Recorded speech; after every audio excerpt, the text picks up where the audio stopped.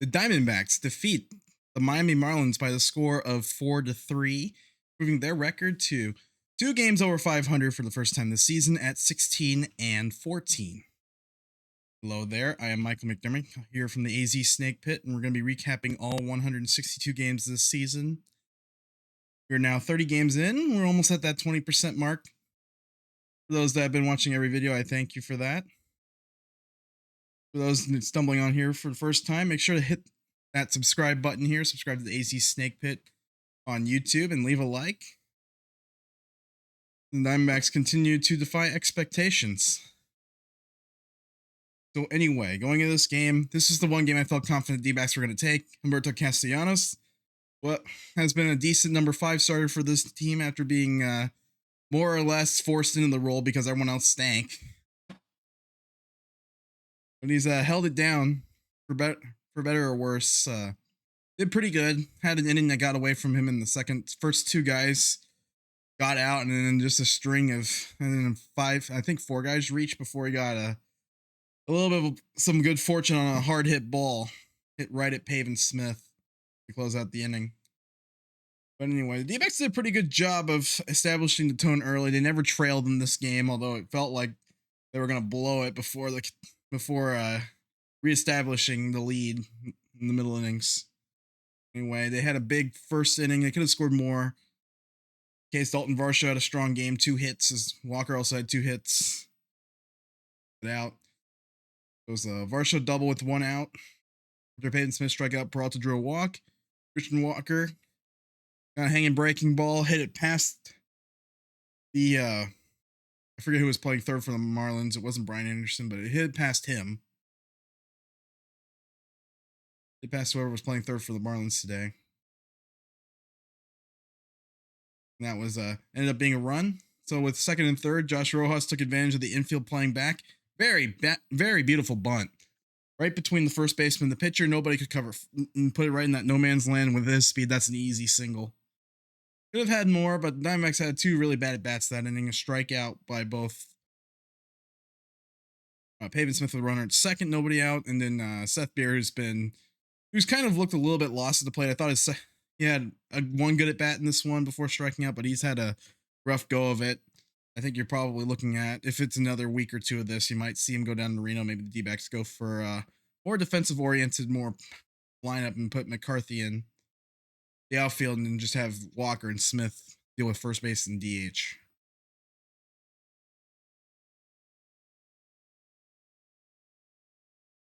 Yeah, Beer's got plenty. I would still say Beer's probably got a couple weeks before I would consider it. See if he can bust out of the slump. If he's not putting together competitive bats, obviously, then it's just you gotta find someone who can. But anyway, aside, the D-backs took a 1-0 lead, 2-0 lead there. Then Castellanos coughed up the lead in the top of the second. I said he got hit pretty hard with 2 outs. All of them were crisply hit for the most part, so that's just something you gotta get better at. Away, bottom second, D-backs were able to take advantage of a Chisholm error. Thomas hitting a high chopper to second would have been a do or die play, but Chisholm tries to throw the ball without securing the catch and ended up squirting by him. That's what speed does. That's what speed does when you have a fast guy that's reputationally fast. Of course, it speeds up the infield and sometimes they make errors. D-backs took advantage of it. I believe that Perdomo basically had a swinging sacrifice bunt. Ground ball to the right side that Garrett Cooper had to make a diving stab at, so no double play. I got Thomas in the scoring position with 2 outs, and then 1 out. Sorry. Then Dalton Varsho got his second hit in as many innings, with base hit to right. Even though Avisail Garcia has a pretty good throwing arm, there was no play at the plate as a result. And I think Varsho ended up stealing second, although Smith took a third strike in the process. It's like almost like a sack bunt. You're taking 90 feet, but you're losing out. And team wasn't able to, after the second inning, not much going with hitting with runners scoring. There's not much hitting in general. It wasn't until the 6th inning that the D-backs would muster anything offensively. It was kind of frustrating to see him have Eliezer Hernandez. They grinded him through for 3 innings, 66 pitches. He pitched until the 6th inning. He wasn't pulled until the 6th inning. That's kind of the thing, a little bit frustrating. It was a situation where the D-backs were getting some hittable pitches, but they missed them. Like Pavin Smith got a hanging breaking ball, flied out to the wall. I think maybe last year that would have been a homer. I don't think Walker, I won't criticize him too much. He had 2 hits today and drew a walk. Yeah, it was definitely, I call it the Christian Walker balls in play regression game. Like I said, whether or not you think he's a good player or not, he's definitely been more unlucky than bad, I think, this year. And then after a couple short innings, Hernandez came out for the 6th inning, gets the first man. And, forget if Marte was batting him before or after Beer. Oh, wait, it was before. Anyway, it's the first man. No, it was just Rojas that was batting. Gets Rojas out, and then Marte comes up to the plate, and he gets a fastball right down Broadway. And for the first time this year, it felt like Ketel Marte was the Ketel Marte that the D-backs gave $76 million showed up. Absolutely destroyed the ball. No doubt home run to right center field. And I don't care if the What It Dong says Twitter account says it wouldn't go out in San Francisco. That's out in San Francisco too.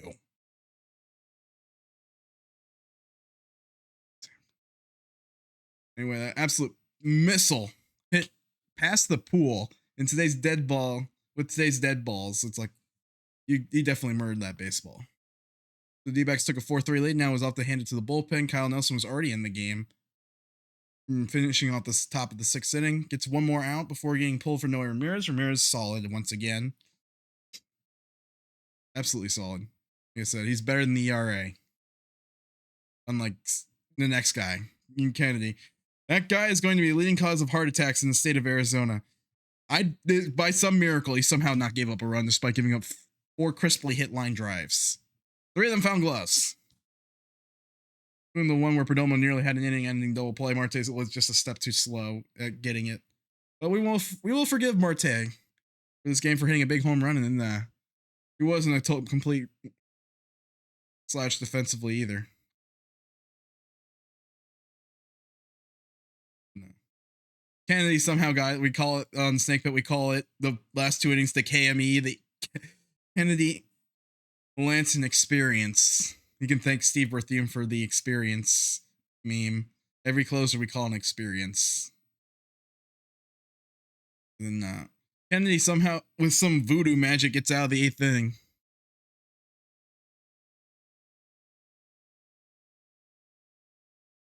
But D-backs would not be able to add on there despite getting a couple base runners in the bottom of the 8th. Christian Walker had a walk. I think Perdomo also had a walk, but the Diamondbacks didn't really take advantage of the walks, had a double play. But actually, no, they had 3 walks in the inning. Weren't able to take advantage, so it's like Mark Melanson with a 1-run lead, just like on the Saturday game. And from what he could control, same results, but this time they found gloves. So ground ball up the middle, base hit. It's like, oh, okay, here we go again. Melanson's just unlucky on ground. He's giving up ground balls, but they're finding holes again. The next batter hits a hard grounder to third. It kind of handcuffed Perdomo a bit, so they couldn't turn the double play, but they got the lead man at second base. He was drawn in and also playing against the shift, so that's against a left-handed hitter.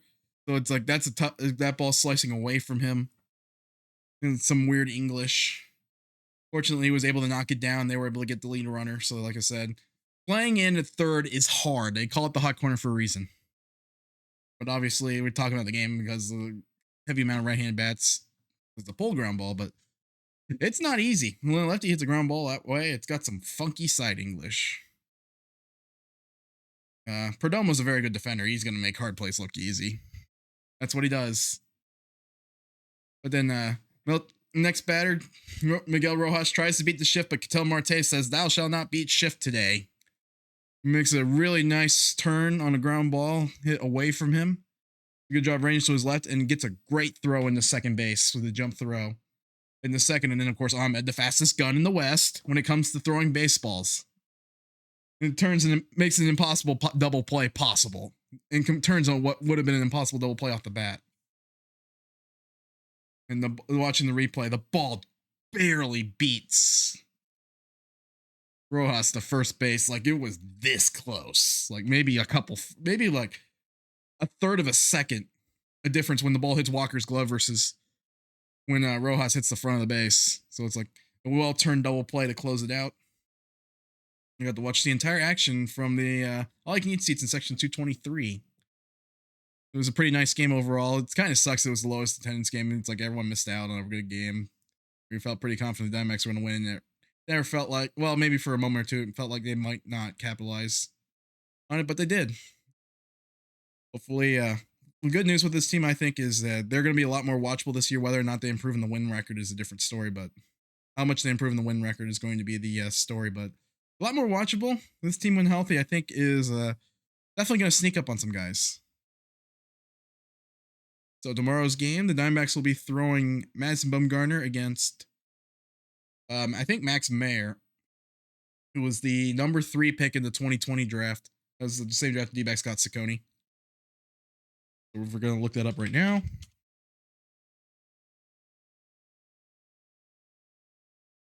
No, it's Jesus Lazaro. My apologies. He's been pretty good for the Marlins. Has 2 starts against D-backs. First start, he completely dominated the D-backs. Second game, the D-backs got to him, so it's like no history of either way. So it should be an interesting game. 2 lefties on the mound for 6:40 p.m. Arizona time tomorrow. Want to catch it.